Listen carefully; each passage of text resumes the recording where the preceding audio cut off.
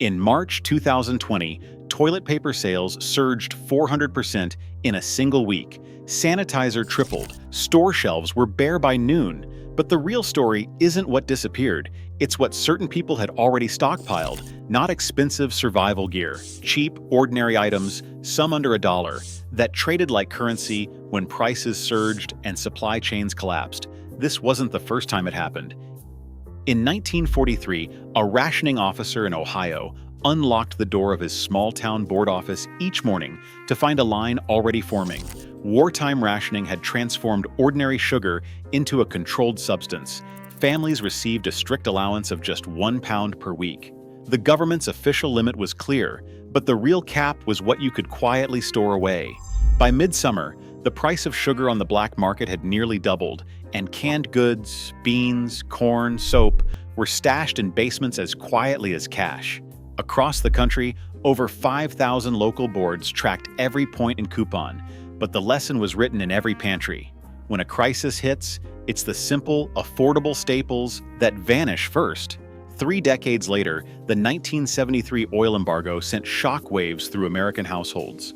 Overnight, the price of crude oil jumped from $3 to $12 a barrel.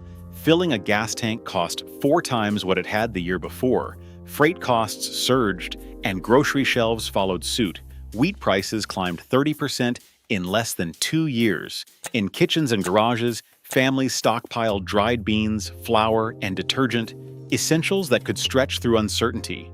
A consumer survey from 1975 found that nearly 70% of shoppers bought extra canned goods or soap whenever a price hike was announced.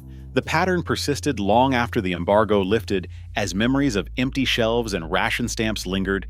In 2005, Hurricane Katrina carved a new chapter in the story of scarcity. As floodwaters surrounded New Orleans, bottled water became the city's unofficial currency. Within days, the price for a single bottle surged by 200%, turning a basic necessity into a luxury. Residents lined up outside stores, cash in hand, but supplies ran out before noon. Those who had set aside extra water or shelf-stable food found themselves in a position of strength, able to trade for other essentials or help neighbors in need. The surge in demand wasn't limited to water. Batteries, flashlights, and cleaning supplies disappeared almost as quickly. In the aftermath, emergency responders and families alike reported that the cheapest, most ordinary items, water, soap, bleach, became the hardest to find and the most valuable to share. Across decades and disasters, the record is clear. Whether ration stamps, oil shocks, or hurricanes, it's the everyday low-cost supplies that disappear first and hold their value longest. The logic repeats. When prices rise or systems break down, the most basic goods become the backbone of survival and the foundation of informal trade. March 2020 brought a kind of panic that most Americans had never seen. By the 3rd week of the month, retail scanner data showed toilet paper sales up 400% compared to the same week a year before. Supermarket aisles emptied in hours, not days. Hand sanitizer sales surged 300%, and the average price for an 8-ounce bottle jumped from $2 to $350 almost overnight. Disinfecting wipes and surface cleaners posted a 250% spike. Even bleach, a household staple, saw a 150% increase in gallon-sized purchases. A store clerk in a Midwest grocery chain described it this way: "People were grabbing whatever they could, didn't matter the brand, didn't matter the price. I saw grown adults trade a 4-pack of toilet paper for a single bottle of sanitizer right at the register." The numbers tell the story. Nielsen and IRI tracked these spikes across more than 2,000 retailers and found that the rush wasn't just about fear, it was about utility. The first items to vanish were the ones everyone needed: toilet paper, hand sanitizer, wipes, and bleach. These weren't luxury goods or high-tech solutions. They were cheap, ordinary supplies that suddenly became priceless. For those who didn't act quickly, regret set in fast. Social media filled with posts about empty shelves and missed chances. One viral thread showed a pack of wet wipes being offered in exchange for a bag of rice, while another featured a photo of a single roll of toilet paper labeled "worth its weight in gold."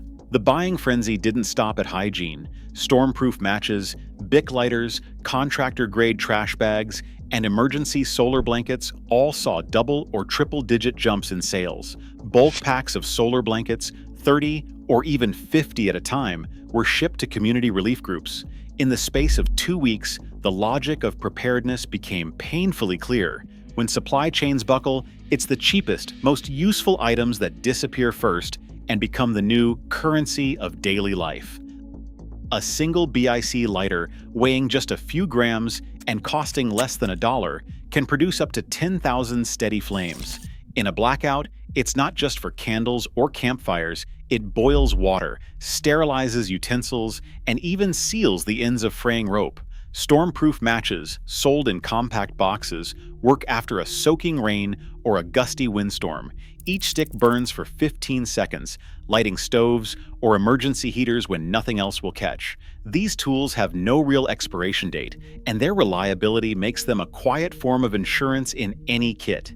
Household bleach, often overlooked on the bottom shelf, is a chemical powerhouse. Just a few drops, 4 to 5 per quart, or 16 to 20 per gallon, turn questionable water into something safe to drink. The same bottle disinfects kitchen counters, cleans wounds, and sanitizes gear. For less than $2, a gallon of bleach can protect a family for months, provided it's unscented and stored away from sunlight. Contractor-grade trash bags, made from thick 90 ml polyethylene, are far more than garbage liners. Stretched across a broken window, they block wind and rain. Laid beneath a sleeping bag, they keep out ground moisture. In a pinch, they become waterproof ponchos, dry bag containers, or blackout covers for shelter lighting. Their high tear resistance means a single roll can serve dozens of emergency uses, and in flood zones, they're often traded for bottled water or food. Emergency solar blankets, made from metallized polyethylene, reflect up to 90% of body heat. They weigh less than an apple and cost about $1 each, yet bulk packs of 30 or 50 are snapped up by relief groups and survivalists alike. Used as ground tarps, makeshift shelters, or even rescue signals, these blankets transform a cold night into a survivable one. Their value spikes during winter storms or power outages, when warmth becomes the most urgent need. Wet wipes, meanwhile, fill a different gap. When the grid goes down and water is scarce, a single pack keeps hands clean, surfaces safe, and minor wounds free of infection. They're compact, lightweight, and hold their value in barter, often traded for food or bottled water when soap supplies run out. Together, these low-cost utilities form the backbone of any practical emergency kit, offering life support for pennies on the dollar. Duct tape, zip ties, paracord, and superglue form the backbone of any real-world repair kit. In disaster zones, these tools become more than simple hardware.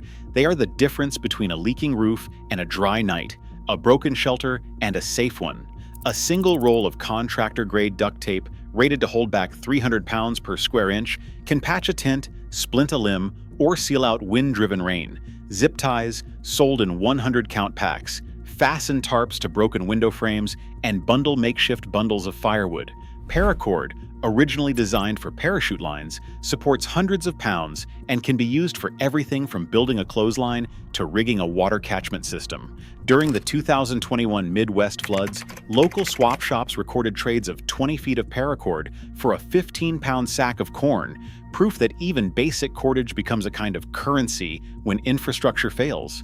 A disaster relief volunteer in Texas summed it up after Winter Storm Uri. "You can hand out food and water all day, but if someone's roof is leaking or their door won't shut, what they really want is duct tape and zip ties. That's what lets them stay in their homes." Flashlights, especially LED models, are another form of power in a blackout. A $10 flashlight with fresh batteries can run for 30 hours and lights the way for nighttime repairs, navigation, or signaling for help. In barter markets, a reliable flashlight can be traded for a day's worth of food or even several gallons of generator fuel. The exchange rate is driven by urgency. When the grid is down, light is safety, and safety is priceless. Band-aids and medical tape, often overlooked in daily life, become high-demand barter items within the first 72 hours of a crisis. A box of 100 adhesive bandages trades for bottled water or canned food, reflecting their value as first-line defense against infection when medical care is out of reach. In every crisis, the true leverage comes not from expensive gear, but from these cheap, practical tools, each one a small investment with outsized returns when everything else is uncertain. When shelves empty, it's not luxury gear, but bleach, lighters, storm-proof matches, and contractor bags that vanish first. In crisis, utility beats novelty. 8 drops of bleach can purify a gallon, and a bulk pack of solar blankets can mean shelter or trade. Preparedness starts with the basics. Stay ready.